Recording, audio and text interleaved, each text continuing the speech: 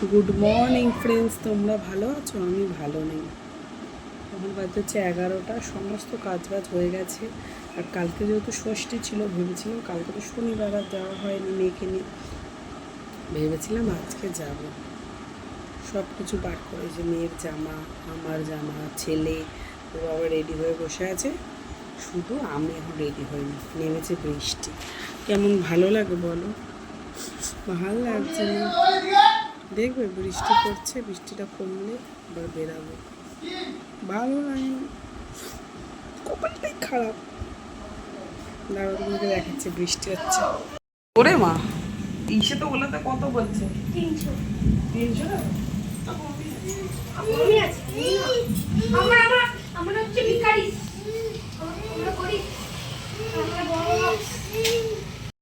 নিয়ে দুবার জামা প্যান্ট ছাড়লাম, জামা প্যান্ট পরলাম। ভালো করেছিস। বৃষ্টি হয়েই যাচ্ছে দেখো, আর আমরা রেডি হয়ে দাঁড়িয়েছি। ভালো লাগে বলো? তো চলো যাই। এই দেখো আমার ফাইনাল লুক। চশমাটা পড়েছি কেন বলো তো? অসুবিধা হবে।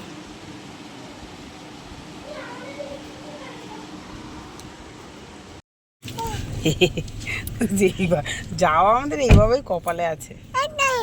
তো কি আনন্দ! 1 বছর হয়ে গেল এইভাবে আমি যাওয়া কপালে আছে। ভাবলাম টাকা বাঁচাবো। ভুল বলেছো। ওটিপি বলো। ওটিপি কত বলেছি ভাই? 9 8 লিখে 9 বলো। দেখো, ভেবেছিলাম যে বাইকে করেই যাব, তাহলে একটুখানি টাকাটা বাঁচে। 300 300 350 থেকে 400 টাকার মতো নেয় ওলাতে। তো আমাদের টাকা আর এই জীবনে বাঁচবে না। যে আমি এখন একটা কথা ভেবেছি, যেটা যাওয়ার সেটা যাবেই। তুমি সেটা কোনোভাবেই আটকে রাখতে পারবে না। 350 টাকাটা যাওয়ার ছিল, মানে এটা ওনার হওয়ারই ছিল, ওলা কাকুর, যাই হোক ওলা দাদার। তো ভেবেছিলাম বাইকটা করে যাব, লাল গাড়িটা যার জন্য শ্বশুর বাড়িতে রেখে আসলাম, সাদা গাড়িটা নিয়ে আসলাম, যে সাদা গাড়িটা করে দুজনে মিলে সবাই মিলে চলে যাব। কপাল, শেষে সেই ওলা ভাড়া করতে হলো, নামলো বৃষ্টি। একেই বলে কপাল। যেটা যাবার সেটা যাবেই, সেটা তুমি কোনোভাবেই আটকে রাখতে আর পারবে না। তো আমি 10টা থেকে রেডি হয়ে বসে আছি, এই বেরাবো করতে করতে এখন বাজে 12টা থেকে 12:30 বাজে। পৌঁছাতে 1টা 1:30। জানি ওখানে গিয়ে কোনো রান্নাবান্না করতে হবে না, তবুও একটু তাড়াতাড়ি গেলে একটুখানি বেশিটা সময় থাকতে পারতাম। বাপের বাড়ি বলে কথা, যতক্ষণ থাকবো ততক্ষণই ভালো।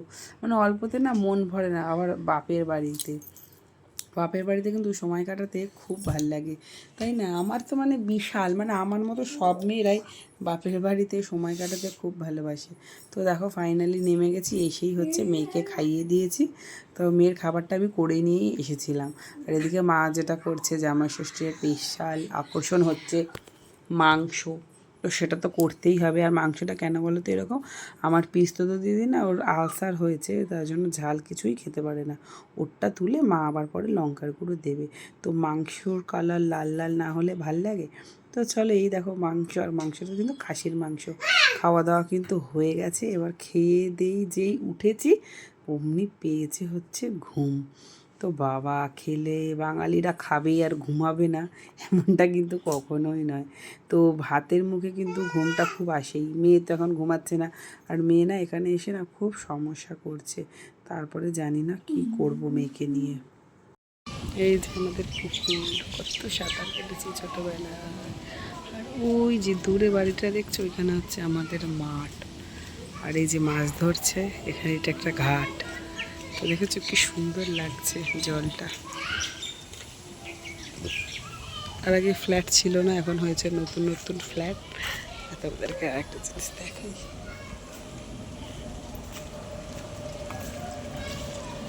বলে বাবা,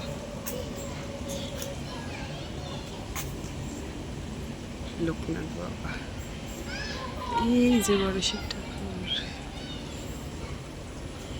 আর এই দেখ সুন্দর লাগছে। এখন তো ভিডিও করতে করতে একটুখানি লজ্জাটা কেটেছে, আগে তো খুব লজ্জা পেতাম ভিডিও করতে। আস্তে আস্তে লজ্জাটা কাটাতে হবে। তাও এখনও লজ্জা পাই, কিন্তু অতটাও পাই না, অল্প অল্প পাই।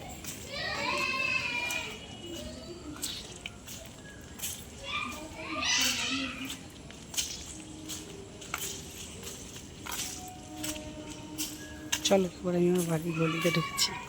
দেখো এটা হচ্ছে আমার কাকার বাড়ি, তোমাকে আগেও দেখিয়েছি।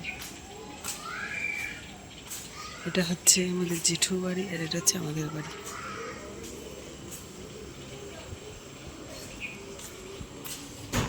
কোথাও গিয়ে থাকছিস না কেন রে বাজে মেয়ে? থাকছে না কোথাও গিয়ে, পে পে পে পে করছে। ও তো দেয় না। আমার মেয়ের এবছর প্রথম ষষ্ঠী, ঘরে একদম থাকছেই না, তাই ওকে নিয়ে বেরোলো।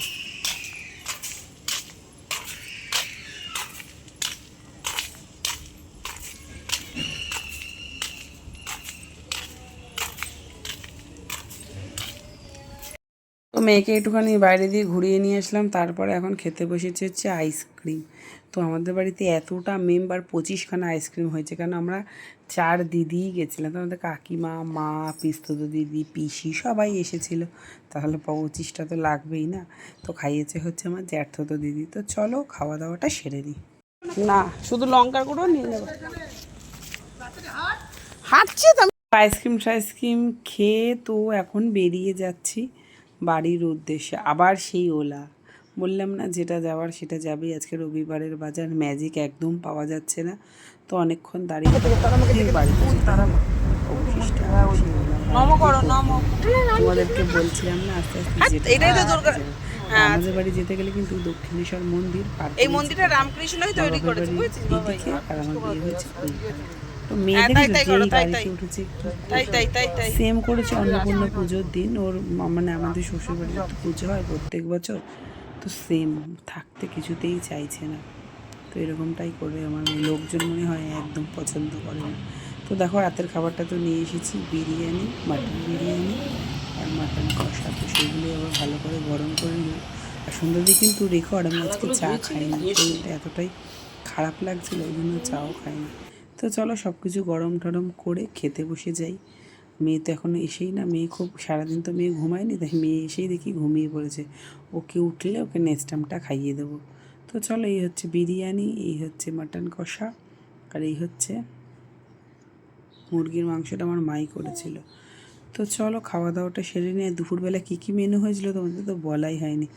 ভাত, 3 রকমের ভাজা, তারপরে হচ্ছে ডাল, ডালের সাথে পটল ভাজা থাকি, তারপরে মাটন, চিকেন, আর করেছিল হচ্ছে খাসির মাংস, চাটনি। এই হচ্ছে জামাই ষষ্ঠীর স্পেশাল মেনু। আর খেতে কিন্তু খুব ভালোই লাগে, তাই না? আর খাওয়াতে কিন্তু আরোই ভালো লাগে।